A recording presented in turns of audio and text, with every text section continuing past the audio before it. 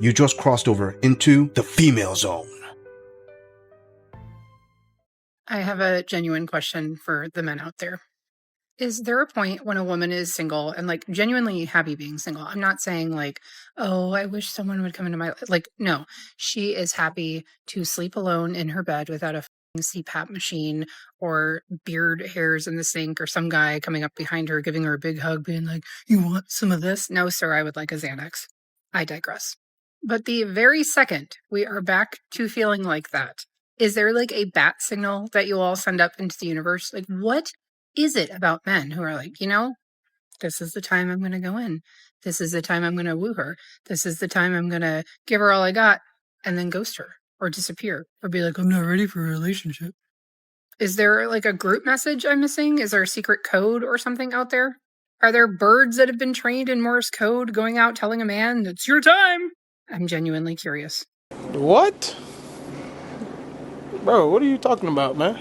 You know what else, Queen? This gorilla is genuinely curious. Within all that babble that you said, was there an actual question in there? Because I don't think there was. All I heard was that you had an actual question and then you just ranted on and changed the subject like 10 different times. In my ability to decode all that slop, I think the question you were trying to come up with is there a certain signal that women give off when they're happy being alone that men decide to come in and woo them and then ghost them? I'm hoping I'm right on that question. But anyway, the answer to that question is, yeah, all the time. Because no man can come in and woo any woman unless she allows it. Because women can say, oh yeah, I'm happy being alone. I'm happy at peace. If that's true, then no man can come in and actually pull on your heartstrings, make you fall for him or anything like that. You'd simply reject them and keep on going. So sorry, sweetheart. That's on you. And I got a question for you. Did you ever meet a man who actually understood you? Because this gorilla barely could. But as women always say, the key to any relationship is communication. And obviously this queen has got that down in her own special way. Before we move on, I want to say thank you, fam, to all of my subscribers for supporting this channel. I truly appreciate all of you who leave comments, who like my videos, and share them on other social media platforms. I truly gotta say thanks, fam. If it wasn't for you, I wouldn't be here. And for those of you who haven't subscribed yet, I thank you for tuning in, and I hope you decide to hit that subscribe button. Moving on! Hey, if you're a man that dates women, could you answer a question for me really quick and be as honest as possible? Like, brutally honest, please. I've presented this question before, but I'm gonna ask it again for people that haven't heard it. If you are in a situation where you're a guy and you are dating a woman, you're getting to know her, you're in the very early stages of your relationship, it's not yet well established, okay? And after a couple dates, you go to the woman's house. It's your first time there, she's showing you around, you're seeing what's there, if there's like another person living there, just looking for signs and clues. And you see the following thing. I want to know, please be honest, like I said, would this be a red flag for you? Would you like it? Would you think it's scary? Would it make you take off running? I just want you to be honest and let me know your thoughts, okay? So again, you really like the woman, you're at her home for the first time, and you see this directly above where she lays her head at night. Would you take off running, or would you not mind, or do you like it? Please be honest and let me know. What would you do? Are you pondering what I'm pondering? All right, sister. This is actually a legit question with a very unique situation. This gorilla actually enjoys these kind of questions. They're quite challenging. It makes me think. All right, I'm going to answer this from the average guy's perspective, not the fringes. If that buffalo head was in your living room, right? The guy would think that you're from the Midwest or something like that, or maybe you're some family member, almost always a man, left that for you. There wouldn't be an issue. But having that over your bed, I mean, where you lay your head, the average guy's going to start having some second thoughts as to, okay, what kind of freaky stuff are you into? I mean, why would you have a buffalo head over your bed? This thing is pretty big, pretty heavy. If it falls, it could crush your head. Are you trying to say something with this? I mean, it could be symbolic. Hell, it could even mean that you like your man to be packing that buffalo meat when he comes into the bed. That tube steak's got to be extra large, extra long, and it has to be as lean as buffalo meat. I don't know, but a whole lot of thoughts can go through their heads. Let's just say, for the average guy, the thoughts are not going to be mostly positive, but to each their own. Hope this helps. Moving on. This is my audition to not pay rent anymore because I don't want to pay rent. I'm tired of being independent and I would just shut up. This would be your life, okay? Let me not talk. I'll shut up. This is going to be your life.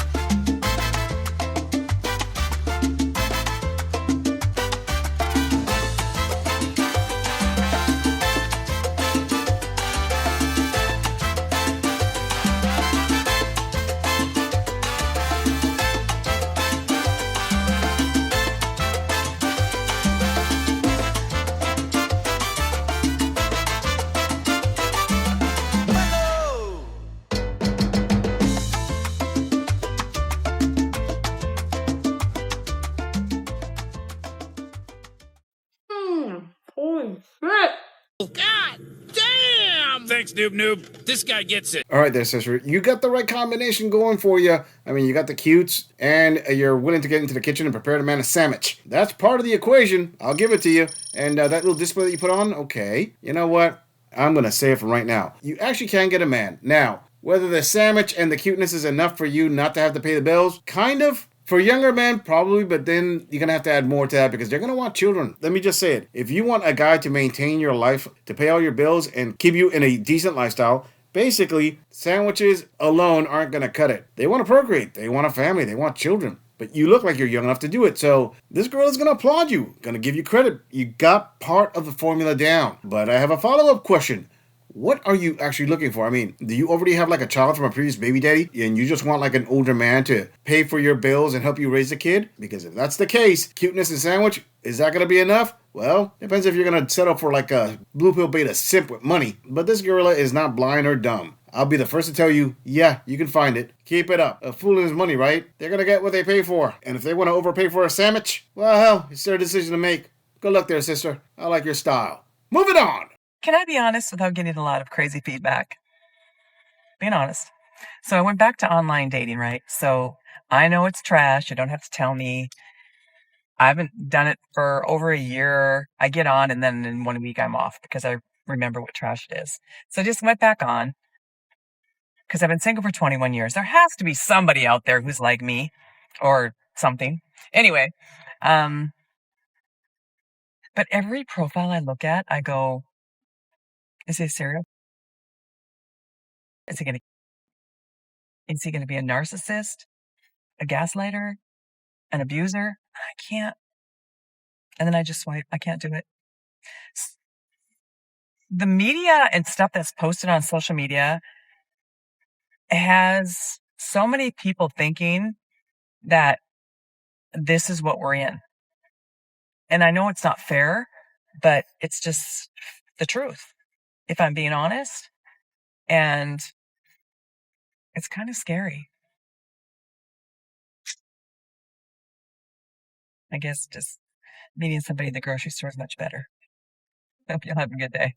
Pathetic. All right, Grandma, let me just tell you, if you're going to allow the media to scare you out of meeting any kind of men out there because you're thinking that, OMG, they are the worst of the worst, bottom of the barrel, they're going to make me disappear off the face of the earth, and you're like, when you see them on the dating apps, number one, I'm pretty sure that a lot of men, when they look at you on the dating apps, they're thinking, OMG, I didn't know Skeletor had some ink work. And number two, if you're going to allow yourself to be that manipulated, you know what? Buy yourself like a dozen cats, stock up on a bunch of cat food, box wine, tuna fish, whatever the hell you want, run into your house, lock the doors, barricade the windows, and don't ever date again. Because honestly, guess what? When you go out there and you meet somebody, is there a chance that you're going to meet someone extremely dangerous? Oh yeah, there is. This group is not going to tell you that it's a 0.0% chance, but the reality is it's low, and another reality is it's also gender neutral. As in, guess what?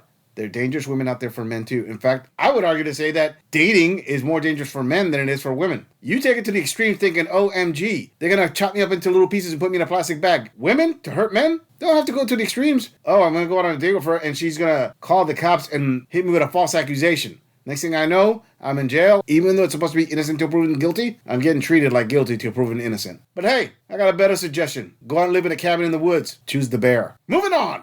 So all of you younger guys out there, if you're taking an older woman out in their 50s, right, perhaps, save this video and study it. So I met this guy in his 40s. I met him on Facebook dating many, many months ago. And we would, would talk on and off, on and off, on and off. It was like playing cat and mouse. But anyway, nonetheless, we started to talk again. He asked me to go out. I told him I would meet him someplace near my house. And so we did that. So we meet for apps and drinks. Everything's going great. But we have a problem. Yeah, I'm attracted. I don't get attracted. That's pretty much usually my problem. I can't seem to get attracted to anybody, which is a little concerning. But now I am here with a 44-year-old man, and I am really attracted. Anyway, the date's going really well. The end of the night comes. It's getting late. I don't know. I wanted to be home by 11 because I'm old. And he walks me to my car, and he gave me the best kiss. I just haven't been kissed in so long. Anyway, moving along. And so the next day comes, and it was like a Sunday, I think, and he reaches out around 3 o'clock. I happen to be out doing something. So he's like, what are you doing? WRUD, of course, the age considered, in their 40s. That's what they say or write. So after I called my daughter to decode what it meant, he's like, want to hang out? Which translates to, in a 44-year-old mind, want to pull up? No, I don't. And this is the part. This is the reason why I don't think the 40-year-olds get it. We don't want to pull up after the second date, right? What he could have said, or what I wished he would have said, was, hey, how's your day going? I was hoping you and I could get together for dinner one night this week. Let me know if you're available. By the way, I had a really great time the other night. Why do I have to, like, hold you by the hand? Don't you know, like, isn't that what the 40-year-old women want too? Or am I the only person that's wanting, like, a second date? Like, I don't want to pull up. I don't want to Netflix and chill. You know, I don't want to hang out. And this is why I don't date younger men. This is why. And this is why you don't date younger men, Grandma? Hey, don't worry about it. The younger men aren't missing out much. Listen, Granny, I know what you're saying, that you want to be treated all special and they got to put out all the stops. Treat you exactly how you feel like you want to be treated. But let me clue you in on something here. You see, men, especially younger men, or even older men, don't think that they actually have to go that far for you. I mean, let me put it this way. What are you going to offer them that is going to warrant that kind of a treatment? In fact, let me state that question a little bit different. What can you in your 50s offer these younger men that women in their 40s and 30s cannot offer them? See, you got to understand. Like you said, don't 40-year-old women want this? Well, the younger the taco, the more effort the man is going to put in for it. The older the taco / the higher the mileage, the less effort he's going to put in. I mean, maybe this didn't dawn on you, but that 40-year-old guy that you went out with, that you like a lot, you know what he's thinking? He already put in the effort in the first date. He's like, okay, it's already put in. And if by date number 2 you're not putting out, he's going to move on. I mean, think about it, Grandma. If that 44-year-old, you're that attracted to him, women in their 40s are going to be equally attractive. He gave you what you wanted in the first date, so in the second one, he wants you to give him what he wants. And if you don't, well, then stay alone. I'm pretty sure that guy's thinking, oh, well, I guess I don't eat roast beef that's on the dry side tonight. Next. Fatality. Flawless victory.